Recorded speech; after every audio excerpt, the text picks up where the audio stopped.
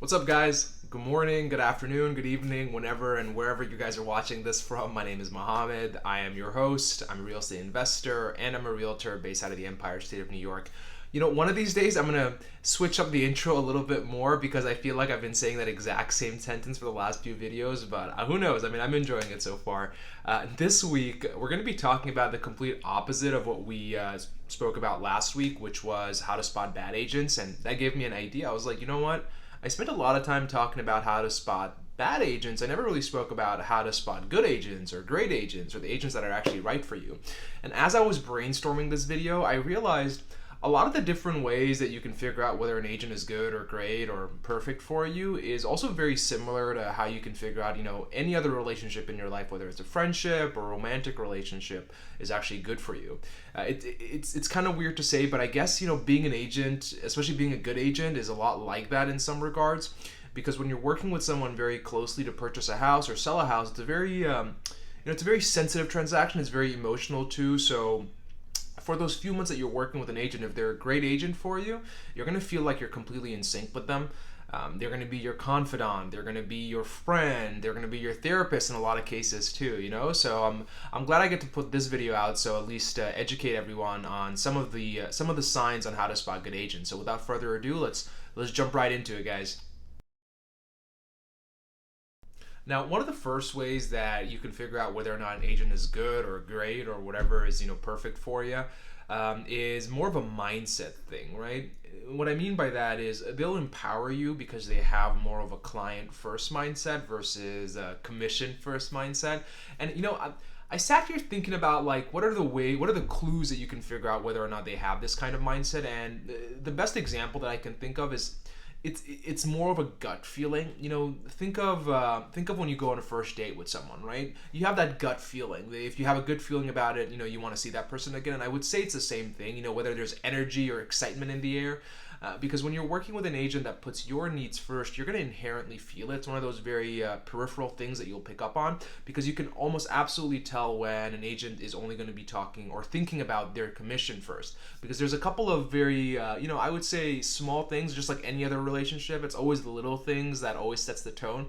So, for example, if an agent has a client first mindset, they'll be incredibly responsive, right? Like if you call them, text them, or email them, they might not be able to answer the question that you might ask them, but they'll at least say things like, "Hey Mo, I got your text, I see your phone call, I got your email. Give me 24 hours to get back in touch with you." That acknowledgement goes a long way. Good agents are also incredibly punctual, right? When they have a client first mindset, because it shows that they respect your time. They also obviously respect their time.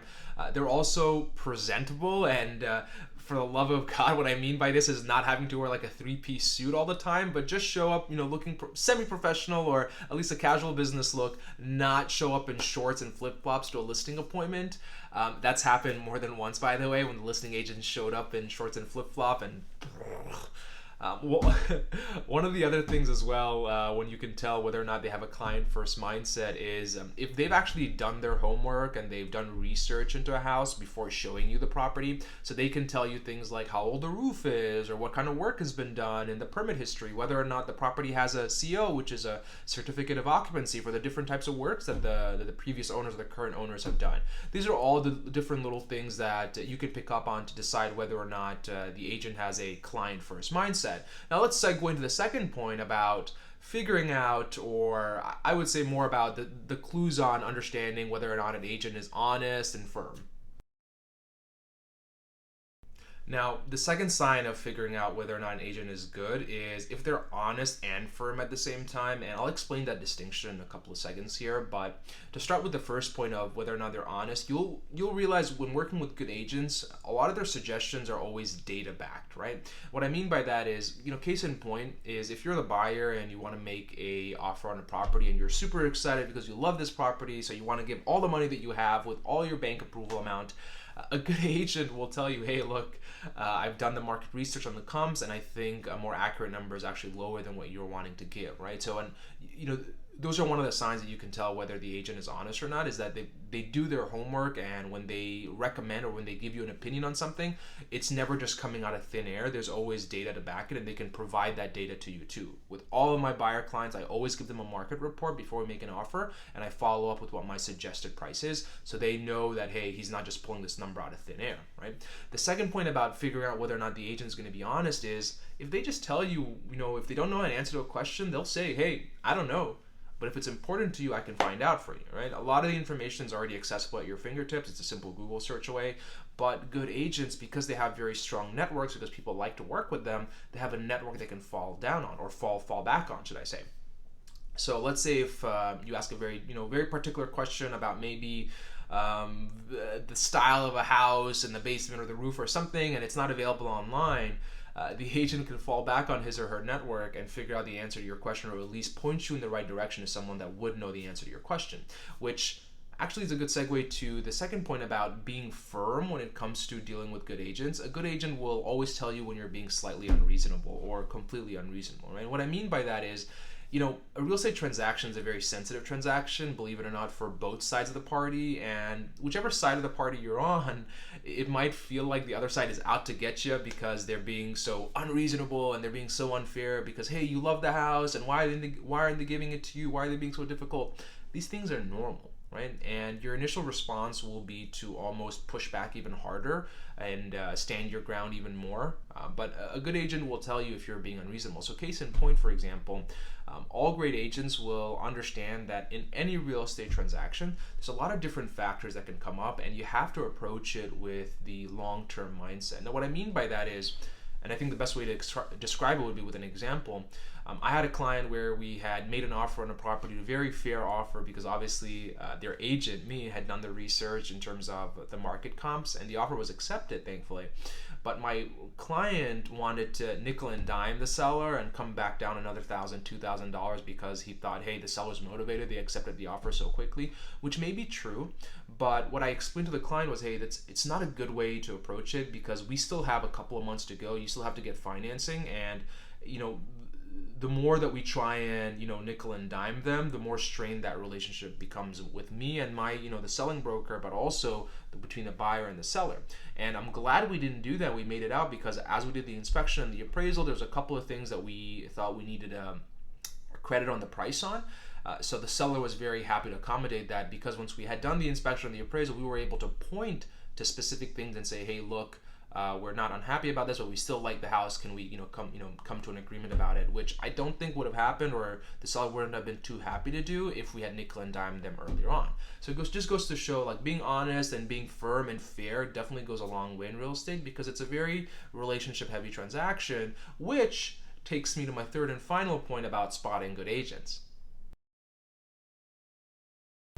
Now, the third and final way to figure out whether or not an agent is good or great at what they do is determining how much skin in the game the agent actually has. Now, I don't, by the way, when I say skin in the game, I don't necessarily just mean that the agent can lose out on their commission check if the deal falls through, but you have to understand that real estate, it's a very relationship-heavy industry. A lot of agents know each other, agents network with each other, clients network with each other, clients network with agents. A lot of people always, they see each other at networking events, so ergo, word gets around very quickly if there's any kind of, disturbances, or if there's any bad apples in the batch. So a lot of good agents, should I say, are very aware of this, right? So to them, if a transaction doesn't go through, because they have a client-first mindset, they want to make sure that they do right by you, because they don't want to tarnish their reputation, which will definitely affect their livelihood. So a couple of the ways that you can figure out how much skin in the game the agent has is, I would say the first thing that's very easy is figuring out whether or not they're a full-time agent or they're just doing this as a side hustle.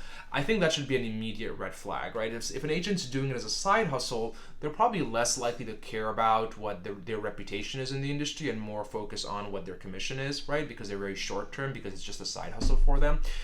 The second point is they definitely invest in themselves. They invest in their marketing and their branding. So an agent that, let's say, you get flyers for, or you see their ads online, definitely has more skin in the game than the agent agent that doesn't really advertise themselves or put themselves out there with, let's say, YouTube content, for example. A good agent, or especially one that has a lot of skin in the game, they definitely know their farming area. Now, farming area means a particular neighborhood or county that an agent invests most of their marketing dollars into in terms of flyers, cold calling, or doing events in that neighborhood for different clients or different residents of that area. So a lot of times with skin in the game comes with dollars invested in getting their name out there more so, right? So the connection that you should be making is, hey, if this agent is, you see that the agent is investing quite a bit in putting themselves out there, ergo they have more skin in the game because their reputation matters a lot to them, they're less likely to not put you first because they understand the importance and value of having a happy customer, because a happy customer will always lead to more happy customers and a better reputation for them. Now with that, I have to sign off, guys. It's been a lot of fun. If you have stayed through with me through the end of this video, I really appreciate it. Go ahead and like and subscribe, and I'm very excited to see what else we can get out there. But if you have any suggestions or if you have any feedbacks or of any videos that you'd like to see, put them down in the comments below, or feel free to just reach out to me directly. I put my email in the about page of this channel too. Thank you guys so much. I'll see you guys next week.